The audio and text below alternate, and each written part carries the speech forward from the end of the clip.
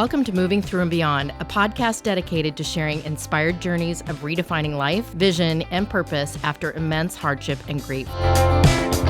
My goal with this podcast is to give you hope and to let my guest journeys inspire you to make the choice to keep looking up. I'm your host, Carey Conley. Hi, everyone. Thanks for listening to this episode with my dear friend, Carey Comba. I'm excited to bring her on because she and I both have developed the same dedication to wanting to help children be raised in a much mentally healthy environment. She is the author of The Snipers We Couldn't See. It's her story of how she lost her mom to suicide many years ago. Carey is now dedicating her life to mental health. She's managed many nursing homes and medical offices and has worked directly with those afflicted with mental illness for years. She was born in Kansas. She lives in Colorado now and is hosting her own show that's going to be launching soon called The Carey Conley Show. So I hope you'll enjoy this episode, and let's get started. Hey everyone, I am so excited to have a very dear friend with me today. We just met not too long ago, but just like sometimes you do with people, we just instantaneously clicked, right? And I want to introduce you to my dear friend, Carey. Carey, thank you so much for being with me today. You're very welcome, Carey. Thank you for having me. It's an honor to be here and have you ask me to be part of your show. Well, you have a lot going on, so I'm just glad that we could carve out this time. And I just love that you are so willing to come on here and share your story, Carey, because I know that you've been through a lot, especially in your childhood, Yes. and wrote a book that I would love for you to talk more about. But I would love for you to kind of share a little bit about your story, your upbringing, and what that looked like for you. I would be happy to, and thank you again for having me. I wrote the book, The Snipers We Couldn't See, a memoir of my mother's schizophrenia, but actually the book was about me, Carey. It was about a child from 4 to 64. My mom started breaking down when I was 4. So what I decided to do was, if I didn't write the platform, and I wanted to help kids because I thought after I got through all my journey and now being 65 and writing the book, I thought, if I don't write the platform, nobody's going to think I know what I'm talking about. And I kept thinking when my mother, at the age of 29, when my mother committed suicide, I thought there had to be more families like me out there. And there had to be more families struggling, and there had to be more children like me, and there had to be some kind of solutions because nobody was talking about it. And they're still not talking about it, if you will. They don't talk about it. There's that child that's not sick. There's a child sitting in that classroom that does not have any mental illness going on. And they may be going through some social media and bullying and all that and vaping, and everybody tries to blame things that they're doing. But there's actually children in that classroom not raising their hand, not talking about it, not saying what's inside of themselves. Not telling that in their teenage years they were thinking that they weren't good enough, which I did. I actually thought about not being here myself. And so I will tell you that my mother started to disconnect from me. And when you're a little child, you don't know, why is mom disconnecting from me? And what did you do wrong? And so my whole life growing up, I did not ever feel loved by my mother, and I constantly was going through the cycle, but I was not navigating, and no one was reaching out to help. Nobody talked about it. Right. You're just supposed to, I think they just kind of pushed the kid away. Relatives knew what was going on. Everybody knew what was going on. But mom went in and out of institutions for 6-9 months at a time. I'd be there raising my siblings with my father and my grandmother. Then as we got older, I went through the teenage years of never feeling good enough. And my mother telling me every day that I wasn't. So then you have a schizophrenia. She was also living with mental illness, so I feel for her for that now. But at the time, I was not liking my mother at that moment. And my mother, I felt, didn't like me. And so for some reason, I was a wrath of her behavior. And so every day I was, called dumb or beat. And every day people go, well, how come you, I wrote in the book, thank you to Alexa at the end. And they say, why did you do that? I said, because no teachers realized that I couldn't spell. Wow. And they didn't understand that nobody was talking to me yet. I think everybody kind of knew it's a small Right. town. It's like, did you not know what was going on? So the reason I was really a struggle. So what I try to help kids with now, if you will, is I know they're sitting in that classroom, and as that clock's ticking, they're not listening to the teacher. They're not listening to the subject matter that they're supposed to be learning. They're learning that they're looking at that clock, that every minute that clock ticks is one more minute closer that I have to go home. They don't Mm-hmm. know what kind of home they're going to go home to. So I'm really concentrating partly, well, I would say 60% on the child that has mental illness in their home or guardianship. Yeah. And then it's evolving. And so now as an adult, I will tell you that because I didn't get help, Carrie, it went through my whole adulthood. I'm I sure. went through went through marriages, went through work, went through everything I cycled in my life, which is in the story. You still think you're not worthy, Right. and you continue to feel like you're not good enough, and you keep trying to please. The self-please. I'm going to please everybody, because Yeah. if I keep pleasing everybody and not worry about myself, somewhere along the line, I'm going to get that gratification. Right. Well, I realized the gratification wasn't coming. So now I wrote the book, and now the gratification is I'm going to make sure everybody gets it. Yeah, I know you have such a huge heart for helping kids, and I want to talk a little bit more about that. Um, but I want to talk a little bit more about, yeah, you and I are about the same age, and Yes. we didn't talk about things like that. Even if everybody else around you, including family members and even your dad, not addressing it, not stepping in to fill the shoes of your mom and give you the love and the encouragement that you needed. I just don't think people really thought about that. And, as children, I don't know about you, but, because nobody was talking about it, I didn't ever think there was anything. I didn't have the issues with my parents that you had, but I thought my family was normal. I didn't, Yeah. it wasn't until really recently where I've been unpacking and doing a lot of healing of my own trauma, Karen, as you know, that I Yes. started realizing, wow, I start to see why I did the things I did as an adult because of how I was raised as a child, right? Yeah. Absolutely. But, when I talk to people about that, and maybe you have this too, they said, well, how did you deal with that then? And I said, I didn't think there was anything wrong. There was nothing, I didn't think there was anything different. But for you, I know you were very aware that something was wrong. And how did you cope with that as a child? I mean, it must have been hard. Oh, I would make believe a lot. When I was younger, I would make believe that I would go outside and stay outside all day because I was scared of my mother. A lot of Right. times I would hide myself in a closet or the attic for the afternoon. I would hide on top of the roof of the house. I would just try to avoid it because I knew that, I was just scared of it and I didn't want it. But I will tell you, when I was young, I made believe. I'd go out in the shop and I'd make believe I had a family and a mother that I wanted. And then as I got older, I didn't tell my friends, but I kept joining in. If they drank, I drank. Mm-hmm. As sexual, I'm not proud of it, but because you lack that love so much as a teenager, you will do anything to get a hug or some kind of love. Right. And it's not exactly the way people want to think it is. I Right. mean, there's reason kids are active. Sometimes it's not because of their hormones and stuff. They're actually just needing love because it's not happening in the home. Right. So there's a lot of there was a lot of situations, like I'd come home. I'll give an example to the audience so they can kind of understand, because there's so much in the book. But to just give an example, I went, and it was the first time the high school was going to do a prom king and queen.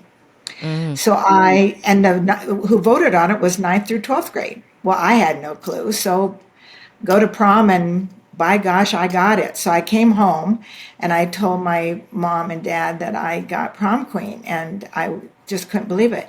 The first thing out of mom's mouth was, "Oh, you didn't. You're just making that up." So, instantly you're just deflated. Thank God the paper came out the next week and showed, and there it was. So it was just constant belittling. is where Right. I was with schizophrenia with my mother.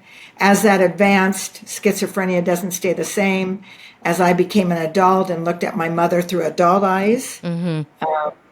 it was quite different. I wanted something I could call my own. That's why I had children early. I love my children to death, but I told them, I said, I had you because I had to have you. I had to have something I could call Yeah. my own.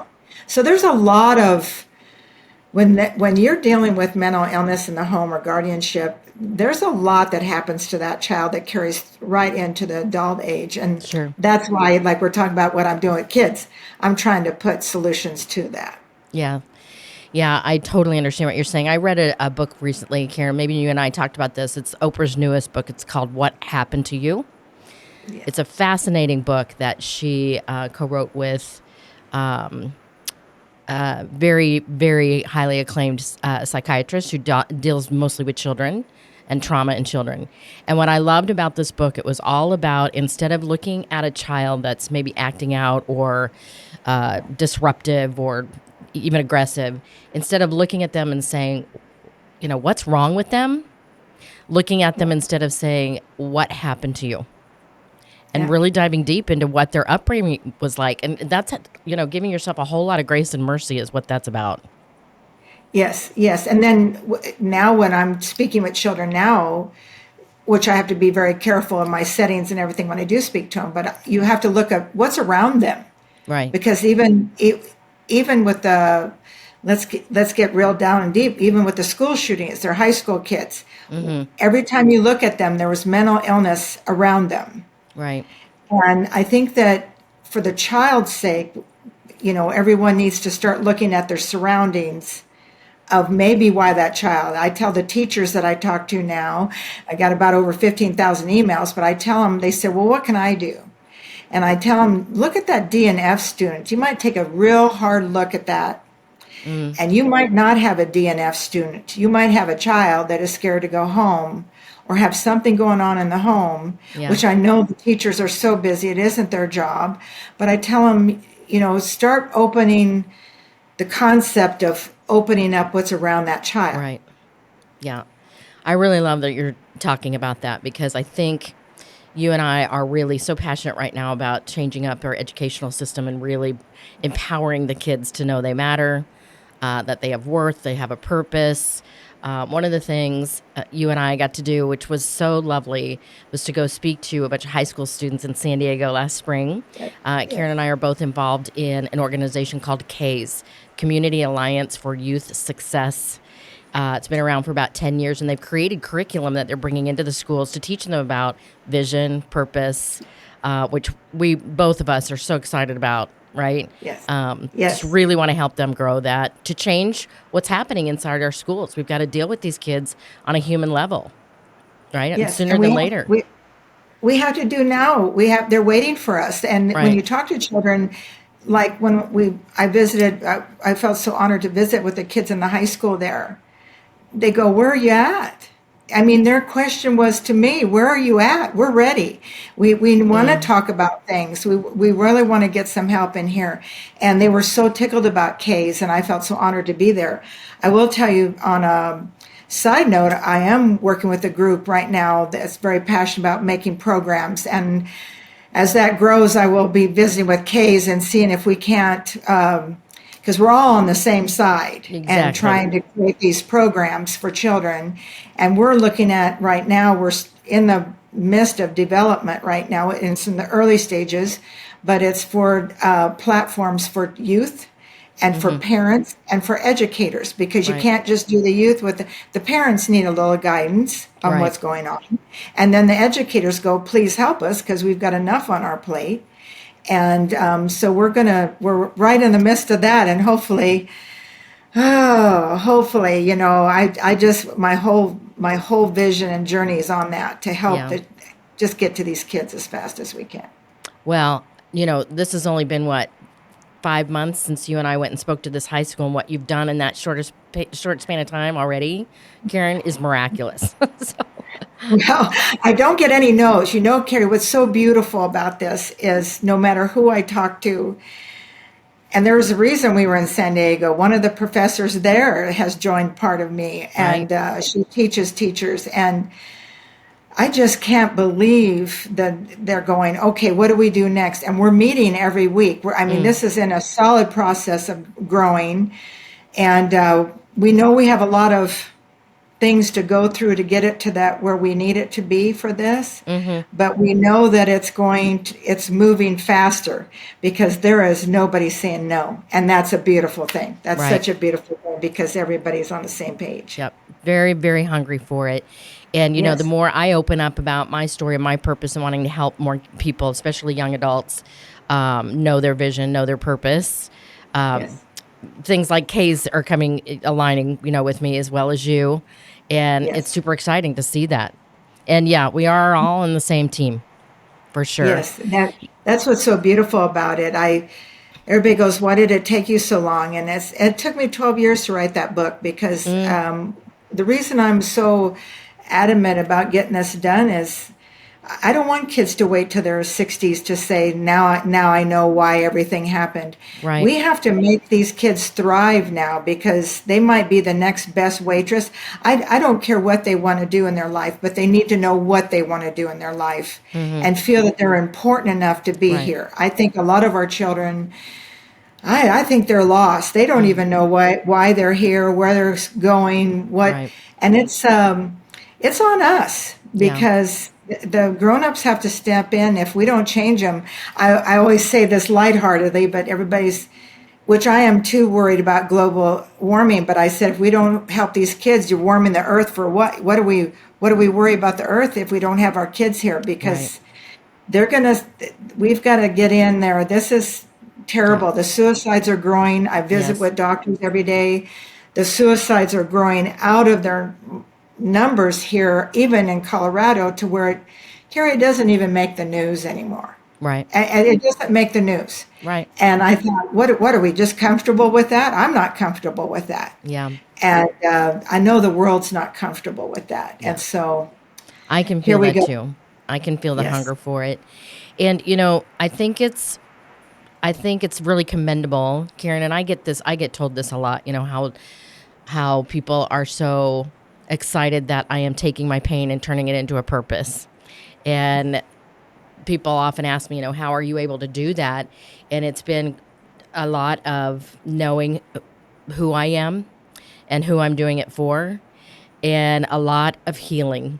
A lot Yes. of healing, which I know you've done because, as you mentioned, you took, you know, a really hard upbringing where you could have been very bitter and very angry and not wanting to care about your mom at all. And I know in the end, you were really there for her and Yes. changed your perspective on her a lot, which is not easy to do. That's a lot of forgiveness. It's a lot of forgiveness and then educating myself on mental illness. My Mm-hmm. mother was a genius, if you will. She graduated from the University of Lincoln at 16, became a teacher. So I watched her read because in her schizophrenia, she wasn't, if lightheartedly, she wasn't crazy all the time. She Mm, would come back to us. And when she'd come back to us, she'd be reading and she goes, this is happening to me too early. They don't have the cure for me yet. So we know that we can't fix mental illness, but we can certainly help the youth deal with whether they're feeling it or catch it. My goal is to catch it early. I think if we catch children in 12, 13, 14 years of age, even a little bit younger, we might be able to put an end to a lot of mm-hmm. sadness Yeah. and non-thriving, and if you will. But yeah, the forgiveness from my mother, it was really when I came to understand that she was living with it and it Yeah. wasn't her choice to have mental illness. I thought, oh my gosh, how sad that it hit you, and why, Right. and if it hit my mother, then I'm going to do something about it because my mother shouldn't have had to suffer with that. They even Mm-hmm. gave her electric shock treatments 2 a day till she had 50. Wow. I mean, she went through hell and back with that. So Yeah. I thought, I'm doing it for her. As you well know, my heart is so with you. The minute I met you and I heard your story, I just wanted to hug you and take you home. I just wanted to be part of it. I told Curt, my husband, I said, I just admire you Mm, so more than you even will ever know, and I admire what you're mm. doing, and the world is a better place because you're in it, and because of what you do and what you're going to bring. And I know that, and so I'm honored that I'm a friend. Oh, there's just, again, no accident that you and I have found each other because we're on the same path with the same purpose for the same reasons. We just want to stop the pain, Yes, especially in our kids, and change the yes, trajectory of how they are being raised, yes. both in the home and through the educational system, which is it's going to take a minute to It's turn that going to take a around. minute. Yeah. Yeah, and I know, and one of the persons on my team, if you will, is the president of NAMI for Arapahoe County and Douglas here in the state of Colorado. So that's huge. NAMI's, in every state. That's National Alliance of Mental Illness. I mean, the institute. So that's huge. The data is coming in that is incredible. That helps us know what we're doing and what the kids want. The one thing the public could take away from your podcast today is in a lot of the data, it's coming that the children are looking at their peers for answers. Mm, And so we need to be aware of where the children are going. So we have to kind of, if you will, even though my age is 65 and I don't plan on quitting till I can't breathe, I know that I have to get in where the children live now, which is social media. right. And so we're going to be addressing this where the kids live because we know that we have to get to them. So we have to go after social media. We know that programs have to be maybe apps for phones so that they have a place and a safe place to go. Every Mm, child has a phone. When yeah. does a kid not have a phone? So we've kind of redirected our vision, if you will, to go that direction. And it's going to take a lot. And I know it won't be over in a minute, but I think we can get it done a lot faster if we deal with it where the social media lives and where Yeah. they live, Yeah. because we need to get to where they're cycling. Yes. Yeah. There are so many platforms they're getting their information from right now. I was thinking Yes. about this the other day. What did we do, you and I, as we were growing up? Where did we turn to? Because we didn't have social media, we didn't have phones. It was just, it's just baffling to me that it's a whole different world that they are exposed to very early on. And you are right, that's where they're going to. That's where they're going to. And we need to go right. Not, I had a really kind of, when we got together as a team, if you will, and I know you'll appreciate this too. We'll probably try to invite you to the team at one point. The thing that we had to get our head wrapped around is I couldn't stand my age when I knew I had it, when we know we have to help children. Mm, Like we were saying, they are getting information just fed to them right and left. And when everybody goes, well, the simple answer is don't give the child a phone.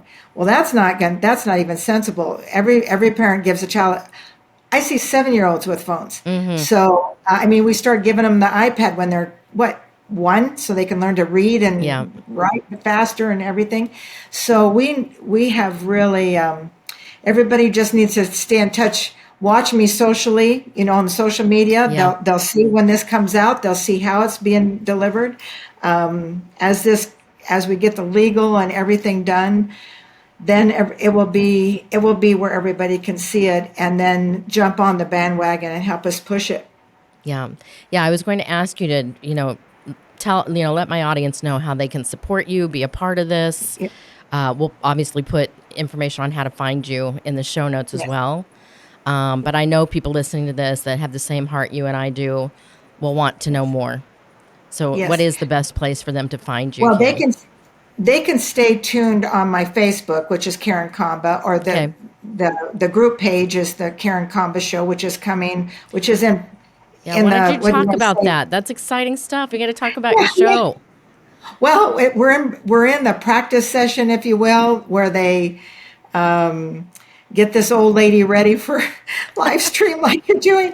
And I said, I do appreciate that. So everybody can watch the Karen Comba show. It's on the group page on Facebook. Okay. That will have a lot of information on it. Karen Comba Writes, that's on Instagram. LinkedIn is Karen Comba. I will say the best place to stay in touch with me as this programs roll out will be on Facebook and Instagram. I think eventually, I know next week I get the honor to learn media training. I'm going to talk about getting maybe the TikTok thing going. Yeah, me too. My team and I was talking about that yesterday. They're super excited. I'm like, oh gosh. I hope know. I can So do this. I know that I'm probably going to have to go there. So, but I will tell everybody on Facebook and on Instagram. My email is karencomba@outlook.com. I have no problem people emailing me. I do answer. They just follow me on social media if they will. And I have a website, which is karencomba.com. It will always be on my website, always be on Facebook. And as we roll out this program and get to going, they will have, trust me on that, they will not be able to hide it because we're going to put it out there. That's so So, exciting.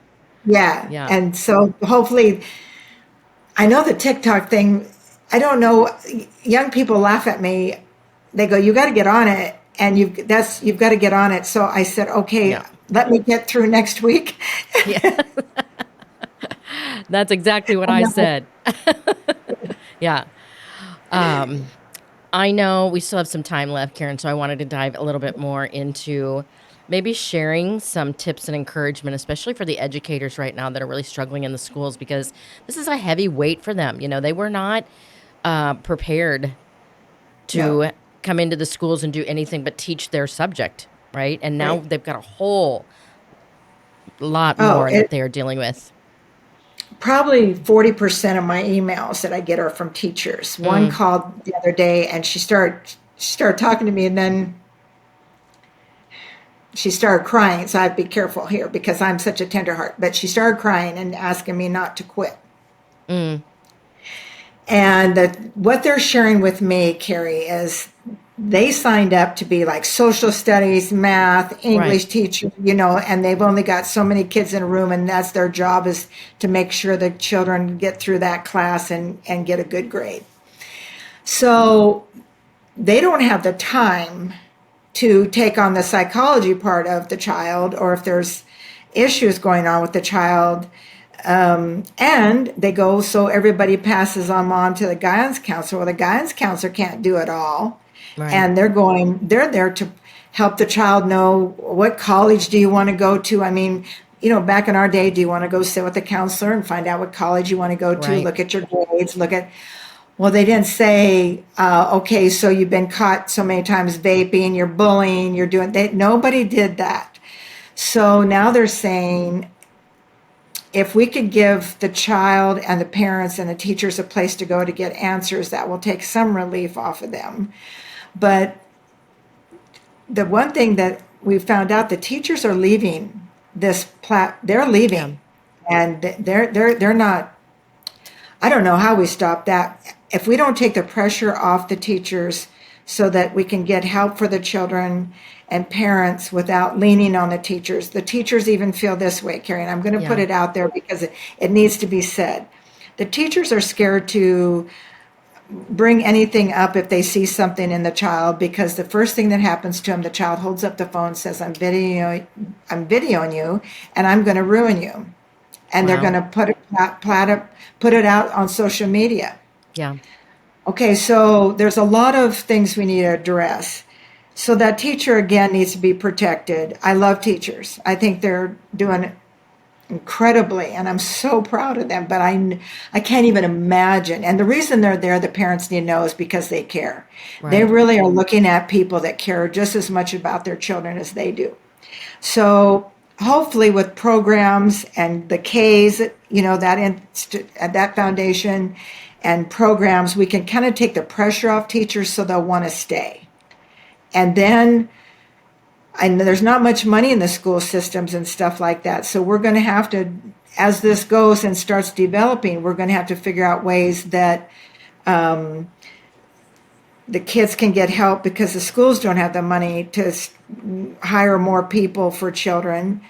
Maybe someday they will. Maybe if we can turn this thing around, that we can get some nonprofits in the schools where the kids can go and talk, and that person can help them. Right. They just need more help. Yeah, the support for our educators is another huge beast to tackle, and I know it's a huge problem. And my heart goes out to them as well. When we went and spoke at that high school, Karen and I, I don't get around educators a lot. 'Cause, my kids are grown and, it's not a part of my world anymore. But I saw, how much they care about these kids and what a tough job it's become. Yes. Just, you and I teaching our subject matter, teaching these kids, they were middle school and high school, right? And I'm used to talking to adults and entrepreneurs, and, everybody was asking me, and I'm sure they asked you, how did it go? And I said, tough crowd. It's tough. Yes. The kids are tough. It's hard. They are. I mean, I noticed a couple words that I had to change. They educated me real fast. They don't want to hear about mental illness or mental health or mental awareness. The minute you put mental to them, they're gone.